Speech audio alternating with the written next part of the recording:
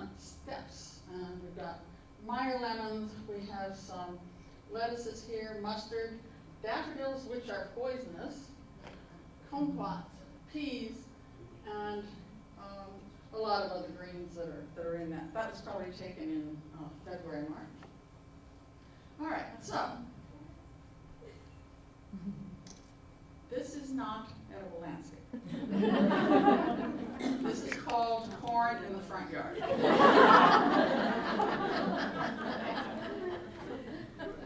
Now, I have no argument with this. To me, that's a better use of the land than lawn grass, okay? Maybe their children, they want to show them how corn grows and have, or it's popcorn, and they're going to have popcorn and show their grandchildren how popcorn used to be made. This has purpose to it, but it's not going to fly in Los Altos. Next, what is an edible landscape? All right, what I've been working on now for the last 25 years is taking my garden out and changing it twice a year, including the drip irrigation, and trying out as many different ideas as I can to show you what you can do in your yard with edible plants. I couldn't find anybody else doing it. I had to make it look like 536 people around the country were doing it. So if you go to my garden, you'll never see the same thing again. People come and they don't recognize necessarily where they are. They're always surprised at how small it is. But I have to make it look different in every photo, right? Because I was stealth ornamental edibles. All right, so this, I just went to Home Depot, cut off the legs of a trellis that she generally put on a wall, painted it purple, put romaine lettuces in it, and that's all that is. So now you harvest it by taking one leaf, one leaf, one leaf, one leaf, one leaf, and eventually it gets to the point where you can, you know, it's all ready and you can harvest it all. Or you could play tic-tac-toe. And you could have red lettuces in one section, or you could keep seedlings coming along. So you could take it out in the corners, right, and then put red ones in there. You know, you could have fun with this. You've got to get out of the mindset. It's not the plant, it's how you use it. So if you think about it, keeping it in a decorative setting, then you start changing the way you think about it. All right, so in that last one I was using line. Line is the most important part of landscape design. Lines that go down the middle of a runway aren't very interesting at all. Matter of fact, you're bored immediately. Lines that go like what I did with the lattice, all of a sudden you're intrigued. Your eye plays with it. All right, that's one aspect, having line in a landscape design. Color is the other one. This is a wonderful pepper called Hungarian wax, and there's both Hungarian wax hot and sweet. So we want color in the garden, and you can have it in the form of foliage. We're lucky. We have lots of, you know, the apricot trees turn yellow, the fig trees turn yellow, my pomegranate, gorgeous fruits on it, yellow, then it drops. Our persimmons that hold those gorgeous fruits on top. I mean, we are blessed where we live. We can grow so many different things. So we can have fall foliage as well. And the landscape designer, color, line, and we work with texture. So here we've got a very solid texture and the color, of course, and then a light frilly in contrast. Much more exciting than if I had all lettuces hanging, you know, next to each other. All right, so we also need a sense of humor in the garden. Americans take their landscape so serious. It's just amazing. So there's my chicken coop. I even got away with corn in the front yard. The fancies didn't come and knock at my door and say, you know, you got to get rid of it. It just looks too much like a farm.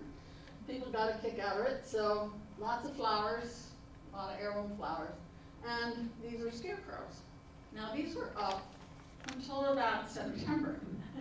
And then what happened is this. My friend Maureen and her husband Bernie, she decided this was a millennium card she wanted to send out.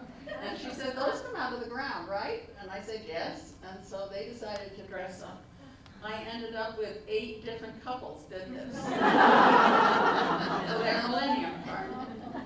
And my point is not only a sense of humor, but the fact of the matter is that when you garden with edible plants in the front yard, you're much more interactive with the people around you.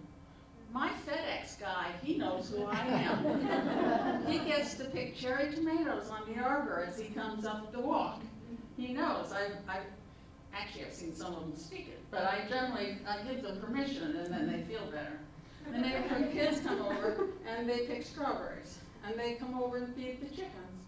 It's a very interactive situation. Next. All right, let's just quickly go through. Here's my pink pearl apple with the pink inside, and let's just see some of the fruits that you can use. So here's a big John Gold apple tree. Now, that's many too many apples for most people. You know, you're ending up making a lot of applesauce, drying, and so forth. But if you want cider, and now cider is becoming, remember how there were little vineyards, and then there were little breweries, and you know, single malt this and that sort of thing. The next wave, I guarantee you, is cider. A lot of the apple growers in the United States have found out that the Chinese started planting apples 15, 20 years ago, and almost all the eating apples are coming from China. So how can they make a living now? They're learning, back east in particular, that they're now having cider tasting rooms, not just wine tasting rooms. They're having cider tasting rooms, and it's wonderful, and it's dry, and it's not like anything you've ever tasted before. So in that case, you'd need a couple of large trees, different kinds, because you usually blend cider. Also apples.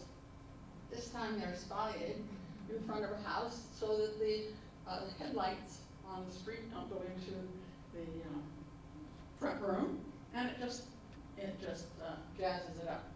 And there's my plum tree in the backyard, and an upright rosemary, an upright curly-leafed mint, not the usual drippy one that you see. This is a cilantro that's called Delfino, and I brought some with me. It doesn't look like any one you've ever seen. This is watercress, and it blooms. It looks like its cousin Alyssum. And here's some different kinds of mustard. Next. There's my pomegranate in the backyard. It is a very unusual one. It's called Utah Sweet. You notice it's not red. Americans buy their fruits and their vegetables with their eyes. Now we're getting more sophisticated. You go to the farmer's market, you taste the different ones, but what a difference than what it used to be. Think about it even. At the county fair, they give a gold medal, the blue ribbon, not to the best tasting, not to the most nutritious, but the biggest and most perfect. What's with that? Think about it. I mean, we really have to stop and think about America's association, particularly with vegetables. Anyway, if you look around the world and you see the culture that a fruit comes from, ask yourself, how do they use it and what varieties do they use? They don't have this big red one that's called Wonderful. That's beautiful. We buy it with our eyes, okay?